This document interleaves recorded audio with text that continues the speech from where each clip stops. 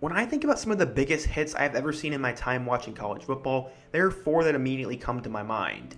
Jadeveon Clowney's hit against Michigan, Mack Wilson's hit on Speedy Noyle, the Georgia safety's hit on Kyle Pitts this year, and the famous time a Wisconsin defender by the name of D'Cota Dixon got blindsided by an LSU offensive lineman after he made the game-winning interception. If you haven't already seen it, here it is. 15. Harris gets out of that trouble, puts himself in some more. Picked off by D'Cota Dixon. Yeah, that hit was vicious, and you may think that there was a burning hatred from Dixon towards him.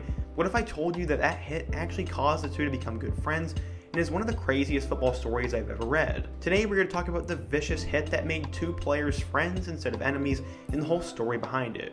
But first, I have no idea if this video will do well, so if you love this sort of content, be sure to show your support with a like, and let me know your thoughts down in the comment section.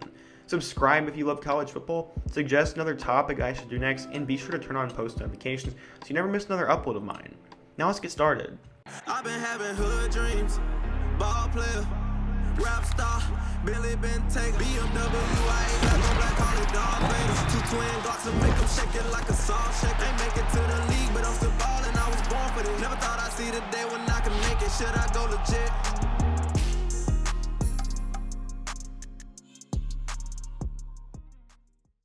Before the famous hit happened, let's take a look back at the former players' stories to get to this point. D'Cota Dixon was a 3-star safety from Florida and played a big role on the team during his time as a Badger. Josh Boutte, on the other hand, was a 4-star recruit and a homegrown product, so he decided to choose to commit to LSU. Flashing forward a few years, Wisconsin and LSU became one of the premier early season non-conference matchups, and it went down to the wire. With not much time remaining, Brandon Harris looked to lead LSU to victory, but Dixon stepped in and intercepted the pass, and after that he immediately slid to the ground to end the play. He got back up to celebrate with the ball and began running down the field, and then out of nowhere, Josh Boutte comes and lays one of the most vicious hits we've ever seen on a football field. If I were a Wisconsin player, I would have immediately thrown hands, and I bet tempers were flaring, but thankfully they got it cleared out and nothing went too far. You could tell immediately that Josh knew he had done something wrong, and he got an earful by the media and the LSU fan base. His name and character were ripped to shreds, and I bet it was a tough time for him. Josh said, quote, "On TV it seems like it happened so slow, and you could tell in the in-game experience I literally looked up, I saw the ball in his hands, and I was like, I've got to get the ball. I mean, he's a competitor. He just threw a game-winning pick, and he sees a guy running, so why would you not lay a hit to try to force a fumble?" Sadly, he did not see that the play was already over, and he was suspended by Les Miles and LSU, and Boutte did something that gained a lot of respect. He said, quote, "I texted Dixon asking me if there was anything I could possibly pray for him about. He ended up texting me back and saying, yeah, just pray that we have a good season, and that God's hand is on both of us moving forward throughout the year. So I ended up praying for him, and it was okay."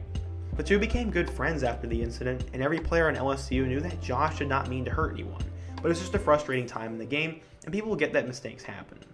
Les Miles knew it was accidental as well, but hits like that had no place in the game of football at the time, and as we all know, he was suspended for their next game against Jacksonville State. To this day, the two are still friends, and I found this story to be really fascinating and a good lesson in the world we live in today. Everyone so easily judges everyone else and thinks that everyone else is out to get them, and when someone wrongs you, you want to hate them.